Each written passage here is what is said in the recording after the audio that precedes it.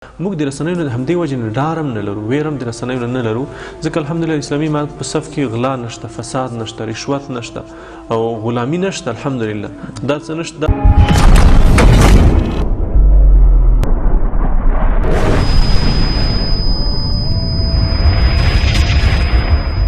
باید زه ووایم چې افغانستان اسلامي امارت د کابل ښار ته راننوتو او مجاهدین راننوتل او واګې په داسې حالت کې په لاس کې واخیستې چې غیر مترقبه حالت و.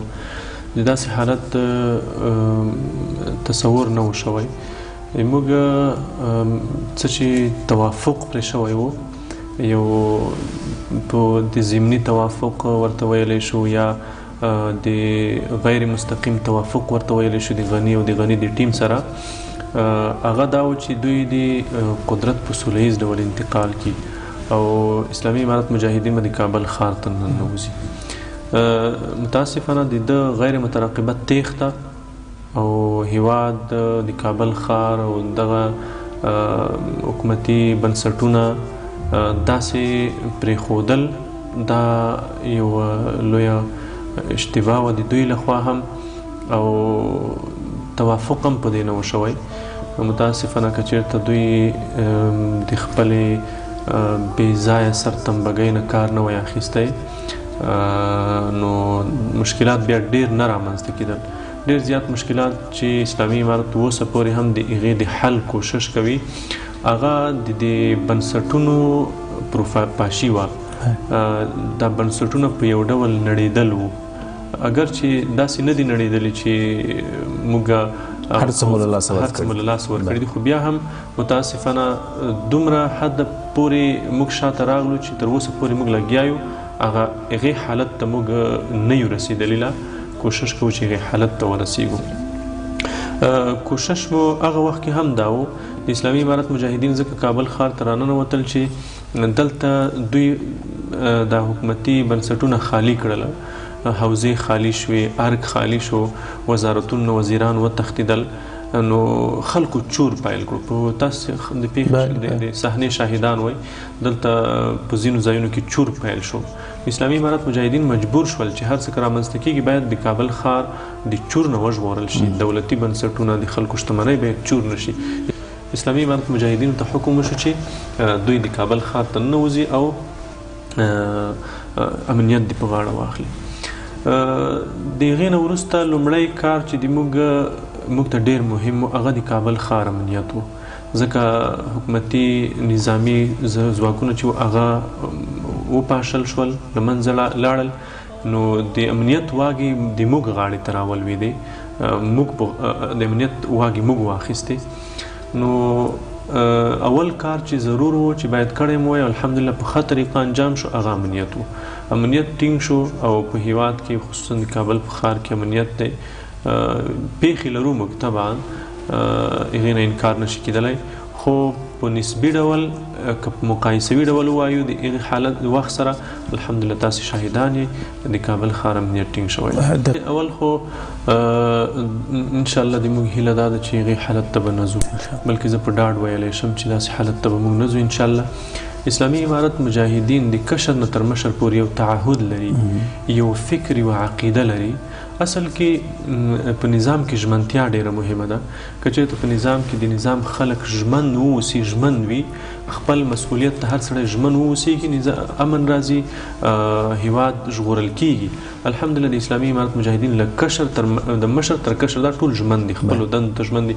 یو ادنا مجاهد هم که په ښار کې تاسې ګورئ هغه خپلې دندې ته ژمن ده، سره د دې نه چې دی تنخوا نه لري، دی معاش تر اوسه پورې نه لري، د ده هغه اعاشه او عباده په هغه کچه ده چې په ډېره ټیټه کچه ده، تاسو ته بهتره معلومیږي. خو بیا هم دوی خپلې دندې ته ژمن دي، خپل کار ته، خپل مسؤلیت ته ژمن دي. او تر اوسه پورې به تاسو د کوم مجاهد دا غږ نه وي اورېدلی چې زما تنخوا نشته، زما ډوډۍ نشته، زما اوبه نشته، زما امتیاز نشته. او تاسو په تېره اداره کې هم لیدلي وو چې په هر ځای کې به د عسکرو دا چیغې فریادونه راتلل چې زموږ ډوډۍ نشته، زموږ تنخوا نشته، زموږ امتیازات نشته. دا وجه دا ده چې دغه خلک ژمن دي او یو عقیده لري، یو تعهد لري. دوی ته هر څه تنظیم شي انشاءالله د نظم خواته موږ روان یو. اول خو به دې حالت ته موږ نه ځو کوم څه چې تاسې یادونه وکوله، او بل د غلا، غصب، فساد، رشوت دا هغه څه دي چې ګورئ دا 20 کاله د موږ تاسې ولس ډېر ترې وکړي دي، زورواکي، بدماشي، دغه شیان هغه څه دي چې ملت خوشحاله د طالب ته په همدې وجه په دې کابل ښار کې تاسو ته معلومه د کابل ښار تقسیم شوی دی امپراتورانو په منځ کې، یوه ساحه د یوه امپراتور وه، بله د بل امپراتور وه، بله د بل امپراتور وه. تاسو ته معلومه ده په دغې ساحو کې داسې ځایونه شته چې هغه د یو زورواکي، یوه چارواکي په لاس کې و، که ته به خپله آبادي کوله هم په کابل ښار کې، ته به د ده نه اجازه اخیسته، ده ته به باج ورکولو، که باج دې ورکړی نو ته خپل کور خپله ځمکه نشو آبادولی. اسلامي امارت په دې برخه کې ډېر جدي ده او دغه خلکو ته به اجازه ورنکي او هیڅ کله به فساد، غلا، زورواکي، غصب دا شیان ونه زغملی شي انشاءالله. کله کله ځینې مشران ملګري چې وي خوا بلې خوا ځي نو هغوی سره هم د موټرو کاروان وي، خو کوشش کوو چې دغه مسایل هم حل شي. ځینې امنیتي مشکلات شته په دې وروستیو کې، موږ څه امنیتي پیښې درلودې چې هغه کنټرول شي انشاءالله. کنټرولیدونکی دی، وضعیت کنټرولیدونکی دی. ما د موږ د یو مشر سره مې مجلس کولو، هغه ته ما وویل هغه د خپل امنیت په باره کې ډېر داسې بېباکانه چلند کولو. بیا ما ورته وویل چې د امنیت برخه دې باید لږه قوي وي، یو څو ملګري در سره زیات شي، ته یو مشر یې، که خدای نخواسته داسې څه پېښ شي بېباوري به رامنځته کېږي. ده ما ته وویل چې زه به انشاءالله داسې یو وضعیت به موږ راولو چې زه به په بازار کې پرته له وسلې او پرته له باډي ګارډ ګرځم انشاءالله. نو الله ته مې امید ده چې داسې یو وضعیت ته ورسېږو چې دولتي چارواکی او دولتي کس هغه پرته له وسلې، پرته له باډي ګارډ د عامو خلکو سره، د عامو خلکو په څېر وګرځي. الله ته مې امید ده داسې حالت ته تلونکي وي انشاءالله.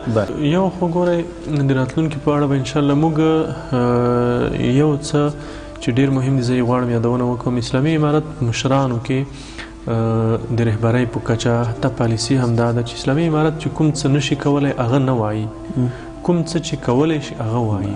د اسلامي امارت د مشرانو په منځ کې کمپایني خبرې نشته، شعاري او کمپایني خبرې چې موږ کمپایني یو څه ووایو. موږ د راتلونکي په اړه یو ډاډ څرګندوو، د موږ راتلونکي روښانه ده انشاءالله، جنګ جګړې نشته انشاءالله نورې. او که کوم ځای کې هم کوم خوځښت کیږي، اسلامي امارت مجاهدین بیداره دي، ځای ته ځان رسوي او د هغې فتنې د خنثی کېدو دپاره کوشش کوي او خنثی کوي انشاءالله. اسلامي امارت حاکم ده، واکمن ده او په تیرو که ووایم چې 500 کلونو کې 500 کلونو 45 کلونو کې لومړی وار ده چې د افغانستان ټوله جغرافیه د کابل نه اداره کیږي. په افغانستان کې هیڅ یوه لویشت ځمکه هم داسې نشته چې کابل د مرکزي حکومت له واکه وتلې ساحه ده. دا یو خپله یو ډېره لویه لاسته راوړنه ده او یو لوی زیری ده د ولس لپاره. کومو برخو کې چې موږ مشکلات لرو کوشش کوو د ولس نه مو غوښتنه دا ده، تاسې نه مو غوښتنه ده چې تاسې موږ سره همکار واوسیږئ. او پاتې شو د بیان د ازادۍ موضوع. ګورئ د بیان ازادۍ د اسلامي امارت هم ژمن ده او موږ چې اول کابل ته راغلو هم د رسنیو سره موږ مجلسونه وکول، د هغوی نه مو غوښتنه وکوله چې تاسې خپل کار ته ادامه ورکوئ، تاسې د کار په وړاندې به هیڅ محدودیت نه وي. یو شی چې تاسې ته هم د منلو وړ ده، یعنې تاسې هم ورته ژمن یئ، شاید یو څو مشخص کسان ورته ژمن نه وي، هغه د اسلامي ارزښتونه او ملي ارزښتونه دي. ملي او اسلامي ارزښتونه چې دي هغه د موږ تاسې مو غوښتنه ده، ګډه غوښتنه ده، مشترکات مو دي. دغه غوښتنه موږ لرو چې رسنۍ باید د اسلامي او ملي ارزښتونو په چوکاټ کې ځان عیار کړي. دلته ځینې کړۍ وي چې هغې اسلامي ارزښتونه تر خپو لاندې کول، ملي ارزښتونه، همداسې قومي مسایلو ته، ژبني مسایلو ته یې لمن وهله. هغوی باید د دې شیانو نور لاس واخلي ځکه د هغې وخت تېر شو. نور د موږ له خوا هیڅ محدودیت په رسنیو نشته. تاسو ته ما اوس د پروګرام نه مخکې ما یوه بیلګه ویله چې موږ د رسنیو سره څومره همکاري لرو د خبریالانو ژورنالستانو سره چې حتی د دوی شخصي قضایاوې وي هم. تاسو ته ما اوس یوه بیلګه وویله، شخصي قضایاوو کې موږ مداخله کوو، کوشش کوو چې دغه ژورنالست او خبریال ته کومه ستونزه پیدا نه شي، که د ده شخصي قضیه وي هم.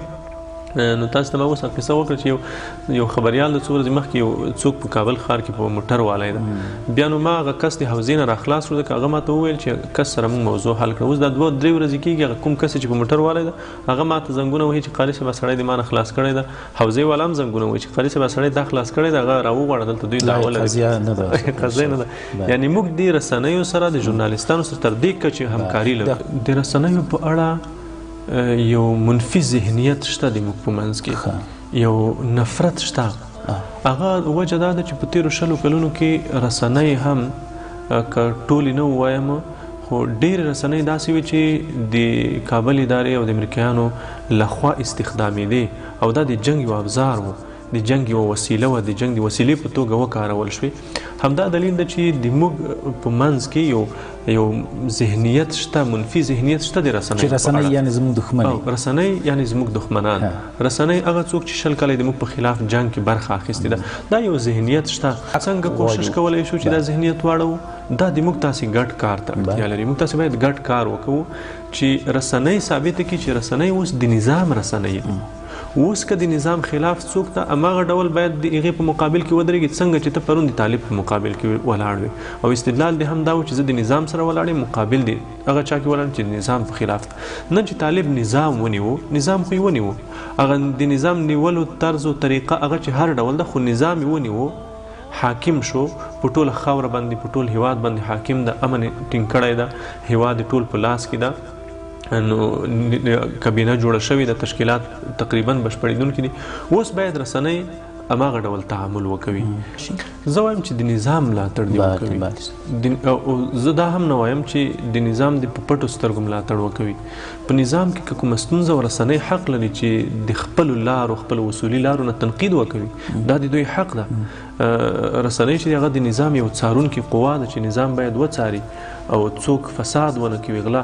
موږ د رسنیو نه همدې وجې نه ډار هم نه لرو، ویر هم د رسنیو نه لرو، ځکه الحمدلله اسلامي امارت په صف کې غلا نشته، فساد نشته، رشوت نشته او غلامي نشته. الحمدلله دا څه نشته، داسې یو څه نشته چې موږ کوم رئیس، کوم وزیر، کوم چارواکی دی، کوم سفارت وټاکي یا د کوم سفارت نه فرمایشات ورته راشي. همدا دلیل دی چې موږ د رسنیو نه ویره نه لرو. تېر نظام د رسنیو نه په همدې وجه ډارېدو چې هلته دوی به کمپایني یو څه ویل، شعار به یو څه و، دې خوا ته به بیا بل څه کېده. داسې پیښې به انشاءالله بیا نه رامنځته کېږي. د رسنیو سره، ژورنالستانو سره چې په کومو ځایونو کې بد چلند شوی ده یا وهل شوي، ټکول شوي دي، ډېری داسې عاملین نیول شوي دي، جیل ته اچول شوي دي، د هغوی سره قانوني چلند شوی ده.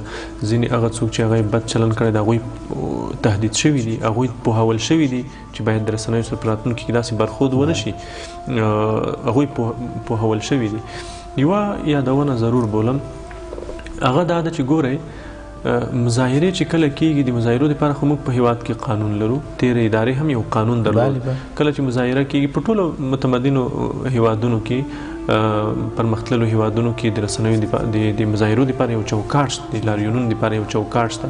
موږ هم د لاریونونو دپاره یو چوکاټ لرو. لاریون چې کله پیلېږي، پایلې باید معلوم وي، د لاریون اجنډا معلومه وي، د لاریون شعارونه معلوم وي، د لاریون کوونکي معلوم وي، څوک لاریون باید د امنیتي ځواکونو سره، ټولو زیاته مهم اجازه باید خو د امنیتي ځواکونو سره باید په همغږۍ لاریون ترسره شي، هغوی امنیت وساتي. که خدای نخواسته کومه پیښه رامنځته کېږي، د لاریون مشران پړه په غاړه لري. اوس که چېرته یو لاریون خودسرانه، پرته له همغږۍ، پرته له پیل و پای، پرته له شعار، پرته له اجنډا ترسره کېږي، یو څوک راوځي، یعنې په هېڅ، حتی په امریکا کې څوک نشي کولی چې بس څادر دې په مټ واچوي، راودې وځي او لاریون دې پیل کړي. هلته هم یو قانون شته. نو که چېرته کوم لاریون پرته له مسؤلینو سره په همغږۍ ترسره کېږي، یو څوک راوځي، شرارت جوړوي، بغاوت جوړوي، آشوب جوړوي، نو دا یو جرم ده، طبعا غیر قانوني عمل ده. اوس دې غیر قانوني عمل ته که چېرته یو څوک کوریج ورکوي، دا پخپله غیر قانوني عمل ده، دا هم باید ورشي. یو خبرنګار د غیر قانوني مظاهرې راپور راخلي، کوریج ورکوي، دا پخپله غیر قانوني عمل ده، دا باید ترسره نشي. اوس که یو څوک استدلال کوي چې جرم ته خو موږ هغه کوو، په رسنیو کې یو جرم کېږي، موږ راپور جوړوو، نو موږ وایو چې جرم ګورئ دوه قسمه ده. یو هغه جرم ده چې جرم ترسره شوی دی، د جرم نوعیت، کیفیت څرګندېږي او محتوا یې څرګندېږي. یو هغه جرم ده چې د جرم ته کوریج ورکول په خپله جرم ده او د جرم د نور خورېدو سبب ګرځي، دا بیا جرم ده. دغه اړخ هم په خپل ځای معقول دی. باید د غیر قانوني اعمالو مخه ونیول شي په خپل برخه کې. خو زه وایم چې ځینې داسې شیان دي چې هغې ته که موږ تشیع ورکوو، هغې ته نشروو یې، دا په خپله هغه د غیر قانوني عمل ته نوره هوا ورکول دي.